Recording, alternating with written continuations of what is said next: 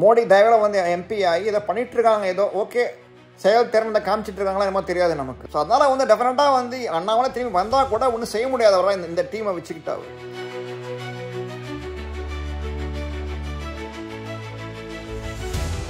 இப்போ விஜயை வந்து கண்ட்ரோல் பண்ண ட்ரை பண்ணிட்டு இருக்காங்க அவங்க. அப்படிங்கிற போது அண்ணாமலைக்குமே வந்து நிறைய சேலஞ்சஸ் இருக்கும்.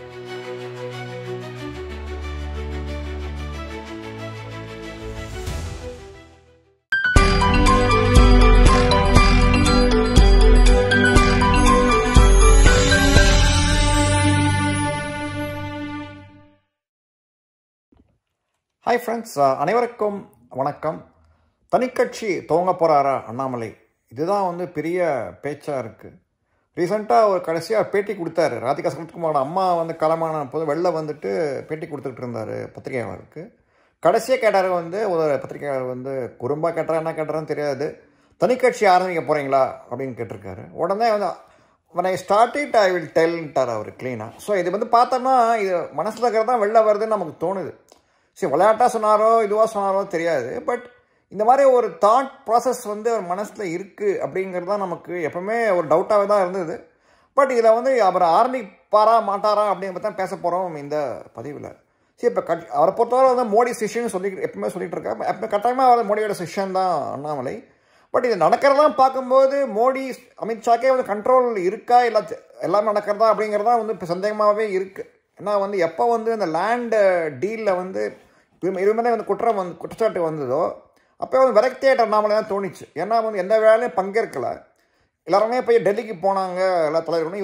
இவர் அண்ணாமலை வந்து எனக்கு மேரேஜ் இருக்குதுன்னு சொல்லிட்டு வழக்கம் போல் அவர் வந்து தபாயிச்சிட்டார். அவர் வந்து இங்கே குங்கு பகுதியில் தான் இருந்தார் அவர் போல. அவர் அதே மாதிரி இந்த சிந்தன் பைட்டக்குக்கும் போல அவர் கடைசியாக சந்தோஷ் தான் வந்து கூட்டின்னு போனார். அவரை வந்துட்டு அவரை வச்சே பேச வச்சார் பிக சந்தோஷ். அவரோட சிஷ்யர் தான் அண்ணாமலை. அஃப்கோர்ஸ் அரசியல் கூட்டு வந்ததே அண்ணாமலை தான், இவர் சந்தோஷ் தான். ஸோ அப்படிங்கிற போது டெஃபினட்டாக அவர் வந்து மீற மாட்டார் மோடியோட பேச்சை. ஸோ கட்சி கட்டுப்பாடில் இருக்காரா, ஆனால் விலகி இருக்காருன்னு தான் தோணிச்சு நம்ம எல்லாருக்குமே. அவருக்குமே வெறுத்து போயிட்டார் அவர் தான் தோணிச்சு. ஏன்னா வந்து கட்சியில் வந்து எந்த விதமான அதிகாரமே கிடையாது, சும்மா சென்ட்ரலில் உட்காந்துக்கிட்டு ஜாலரா போட்டுக்கிட்டு அவங்களாம் வந்து சரி பண்ணுறதெல்லாம் பார்க்கும்போது விலக்கிட்டு தான் அண்ணாமலைன்னு தோணுது.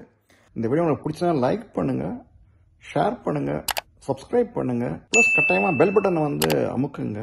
ஏன்னா வந்து யூடியூப் அல்காரிதம் வந்து அப்பப்போ மாறிக்கிட்டே இருக்குது. ஸோ பெல் பட்டன் நீங்கள் வந்து ப்ரெஸ் பண்ணலன்னா வந்து உங்களுக்கு வந்து வீடியோ வந்து உடனடியாக வராது, உங்கள் ஃபீட்ஸில் வராது. பட் நீங்கள் பட்டனை ப்ரெஸ் பண்ணிங்கன்னா உங்களுக்கு டெஃபினட்டாக வந்து இமீடியட்டாக வந்து பப்ளிஷ் பண்ணணும், உங்களுக்கு வந்து வீடியோ லிங்க் வரும் உங்களுக்கு. நான் எக்ஸாம்பிள் சொன்னால் நிர்மலா சீதாராமன் எடுத்துக்கிறேன். அவங்க வந்து பார்த்தோம்னா அவங்க வந்து கட்சிக்கு வந்து இன்சார்ஜ் மாதிரி போட்டு அவங்க வந்து அடுத்த ஒரு பூத் கமிட்டியில் போய் வந்து கலந்துக்க போகிறாங்களாம். அவங்க என்ன தெரியும், அவங்க அரசியல் பற்றி தெரியும் அவங்களுக்கு. அதான் வேடிக்கை ஜோக்கு அது. அவங்க வந்து பார்த்தோம்னா ராஜ்யசபா மெம்பராக இருந்தாங்க, மோடி தயவில் வந்து எம்பி ஆகி இதை பண்ணிகிட்ருக்காங்க, ஏதோ ஓகே செயல் திறந்த காமிச்சிட்டு இருக்காங்களா என்னமோ தெரியாது நமக்கு. பட் அவங்க வந்து is she really worth, can she win an MLA seat in Tamil Nadu? Capability இருக்கா?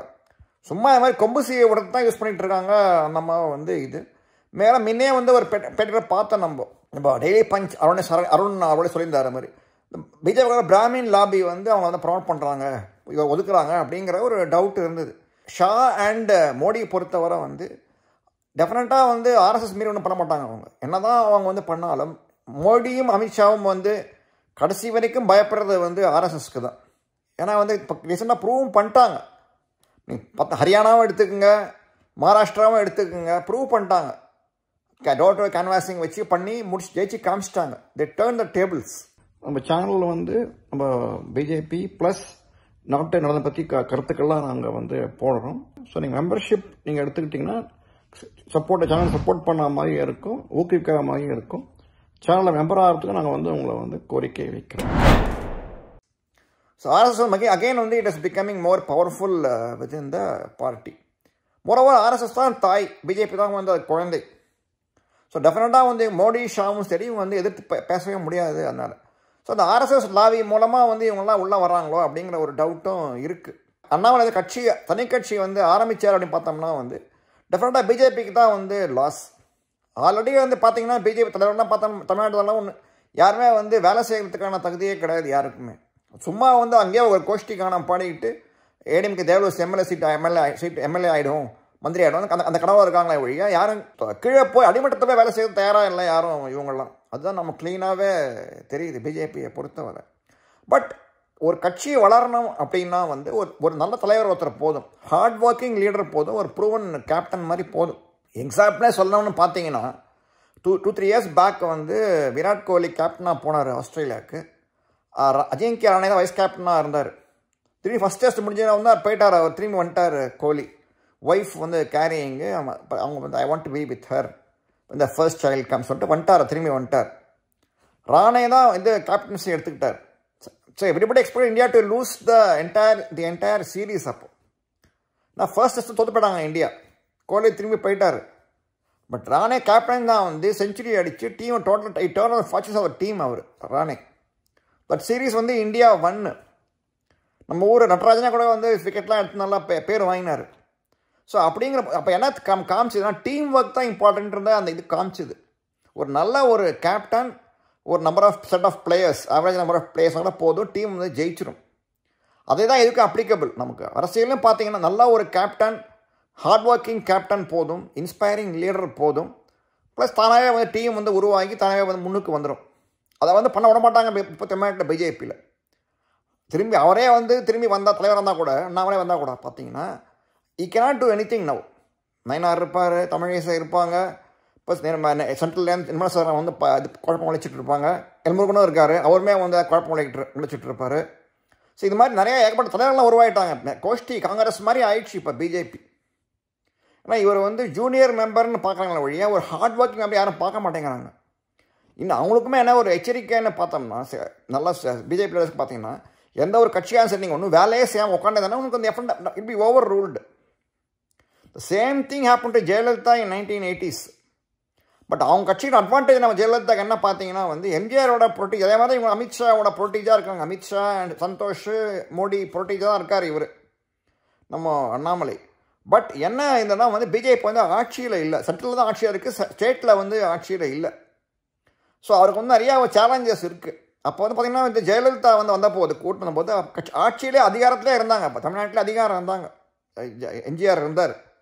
ஸோ ஈஸியாக வந்து கொண்டுற முடிஞ்சுது. ஸோ இங்கேயும் பார்த்து சென்ட்ரல் கவர்மெண்ட்டில் வந்து பிஜேபி பவரில் இருக்குது, பட் ஸ்டேட்டில் வந்து பவர் இல்லை. ஏன்னா மக்களோட வந்து அவர் ஏன்னா அவர் ஸ்டேட் லீடர், அவர் அந்த இடத்துல வந்து அவருக்கு இது இல்லை, ஃபுல் பவர் இது இல்லை. ப்ளஸ் லீடர்ஸையும் கொண்டு வந்து போட்டாங்க.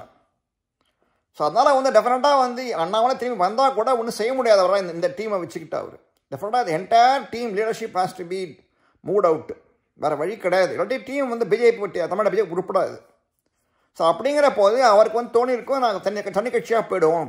ஏன்னா இப்போதைக்கு பார்த்தீங்கன்னா ஒரு பாசிபிலிட்டி பார்த்தீங்கன்னா அண்ணாமலை வந்து தனியாக வெளில போனாலே பெட்டர், அவருக்கு பெட்டர் ஆக்சுவலி. பட் பிஜேபிக்கு தான் வந்து லாஸ், கட்சி டோட்டலாக வந்து காணாமல் போடும். பட் வெளில போனால் என்ன ப்ராப்ளம்னா அவருக்கு அட்வான்டேஜ் என்ன இருக்குன்னா okay will have one he'll be the sole leader, he's inspire his followers. So வந்து டீமை வந்து டெவலப் பண்ணலாம். பட் அதுக்கு மேலே வந்து அவருக்கு வந்து ஓட்டு இந்த அதிகரிக்கணும், செலவுலாம் செய்யணும்னா ரொம்ப கஷ்டம் அவருக்கு. ஏன்னா பார்த்தோம்னா ஒரு கட்சி ஆரம்பிக்கிறது ரொம்ப ஈஸி, நடத்துறது தான் ரொம்ப கஷ்டம். டெய்லி வந்து லேக்ஸ் செலவாகும். அங்கங்கே வந்து போய் நிற்கணும், இவ்வளோ இது பேசணும் அப்படிங்கிற போது ரொம்ப கஷ்டம். ஒரே ஆளே வந்து போயிட்டு இருக்க முடியாது. ஆனால் ஒன்றே இண்டிபெண்டன்ஸ் இருக்கும் அண்ணாமலைக்கு. யாருக்குன்னா பயப்பட வேணாம் அண்ணாமலை. இப்போதைக்கு பார்த்தா சென்ட்ரல் கவர்மெண்ட்டில் இருக்கிறனால அங்கே என்ன நினச்சிப்பாங்களோ இங்கே நினச்சிப்பாங்களோ வந்து பயந்து பேச வேண்டியிருக்கு அவருக்கு. முதல்ல தமிழ்நாட்டை பொறுத்தவரை பார்த்தோம்னா வந்து ஒன்லி லவ் ரீஜனல் பார்ட்டிஸ்ன்ற மாதிரி ஆயிடுச்சு. இப்போ பிஜேகேன்னு ஆரம்பிச்சிடலாம், அவர் கழகமாக பாரதிய ஜனதா கழகமாக ஆரம்பிச்சிட்டோம்னா போதும், கட்சி வந்து வேலை வந்துடும். பட் எவ்வளோ நாள் அவங்களுக்கு சஸ்டெயின்றது தான் மெயின் அவருக்கு. நான் வந்து பிஜேபி இங்கே லோக்கல் பிஜேபியும் வந்து முறைச்சிக்கிட்டு அங்கே சென்ட்ரல் கவர்மெண்ட்லேயும் இது இல்லாமல்னா ரொம்ப கஷ்டமாக. ப்ளஸ் இங்கே already DMK ADMK are fully entrenched. அப்போ சப்போர்ட்டே இல்லாமல் வந்து ஆரம்பித்தார், ரொம்ப கஷ்டம்தான் அவருக்கு இருக்கும். அதனால் வந்து அவர் கொஞ்சம் கஷ்டம்தான் ஆரம்பித்தார், ரொம்ப கஷ்டம்தான் படுவார் அவர். தொண்டர்களோட சந்தோஷப்படலாம் ஆரம்பிச்சிட்டாருன்னு அப்படின்னு சொன்னால். பட் அது it be only one day euphoria தான், அப்புறமா வந்து போயிடும். நடைமுறைங்கிறது அரசியல் நடைமுறை ரொம்ப கஷ்டமான விஷயம். டிஎம்கே வந்து பவரில் இருக்குது. So they're very much desperate to regain. ஏன்னா Vijay scared of Vijay very much இப்போது. ஸோ விஜயை வந்து கண்ட்ரோல் பண்ண ட்ரை பண்ணிகிட்ருக்காங்க அவங்க. அப்படிங்கிற போது அண்ணாமலைக்குமே வந்து நிறைய சேலஞ்சஸ் இருக்கும். ஸோ இன்னும் வந்து இப்போ even if Annamalai starts his own party will be dividing the anti DMK votes again. திரும்ப டிஎம்கே வரத்துக்கு தான் வந்து வாய்ப்பு அதிகம். அதை பண்ணுறதுக்கு அண்ணாமலை விரும்ப போகிறாராங்கிறது கிடையாது, நிச்சயமே கிடையாது. அவர் டிஎம்கே பொறுத்தவரை வந்து அவர் ஆன்டி டிஎம்கே தான் எப்போவுமே. ஸோ இப்போ தனி கட்சி ஆரம்பித்தாரா வந்து திரும்பி இவனுக்கு உதவுற மாதிரி தான் இருக்கும். But suppose if BJP loses in Bihar, then இவங்க வந்து பிஜேபி வீக் ஆகிடுவாங்கன்னு ஒரு தோற்றம் உருவாகும். அப்படி வந்ததுன்னா வேணா தனி கட்சி ஆரம்பிக்கிறதுக்கான வாய்ப்புகள் அதிகமாக இருக்குது அண்ணாமலைக்கு. இல்லாட்டி டவுட்டு தான் வந்து அண்ணாமலை வந்து தனி கட்சி ஆரம்பிக்கிறது அப்படிங்கிறது. சும்மா நம்ம சொல்லிக்கலாமே ஒழிய நடைமுறை சாத்தியமும் ரொம்ப கம்மி தான். அவருக்குமே ரொம்ப கஷ்டம்தான் அவருக்கு. ஏன்னா மெயினாக வந்து பணம் நிறையா வந்து பணம் செலவாகும். அப்படிங்கிற போது டெஃபினட்டாக வந்து ஒரு தனி மனுஷனால் பண்ணுறதுங்கிறது ரொம்ப டவுட்டு தான். அவ்வளோ வந்து செலவு பண்ண முடியுமான்றது டவுட்டு. பட் அவருக்கு இண்டிபெண்டன்ஸ் இருக்கும். So choice is with Annamalai. ஆனால் மனசுக்குள்ளே ஓடிக்கிட்டு தான் நமக்கு தோணுது. எனக்கு அந்த வார்த்தை வராது நமக்கு. when I start it I will tell youன்ற போது டெஃபினட்டாக வந்து விரக்தியான பேச்சு தான் அது. டெஃபினட்டாக வந்து மனசில் ஓடிக்கிட்டு இருக்கு மனசில். ப்ளஸ் ரஜினி போய் தலைவரை பார்த்து வந்துருக்காரு அவர் எல்லாம். ஸோ கூட்டி கட்சி பார்த்தோன்னா வந்து ஒரு மாதிரி சரியாக வருது. ஸோ பட் இந்த கணக்குகள்லாம் இருக்குது. இதை வச்சு தான் அண்ணாமலை முடிவு பண்ணுவாருன்னு தான் நமக்கு தோணுது. பொறுத்திருந்து பார்ப்போம். ஜெய்ஹிந்த்.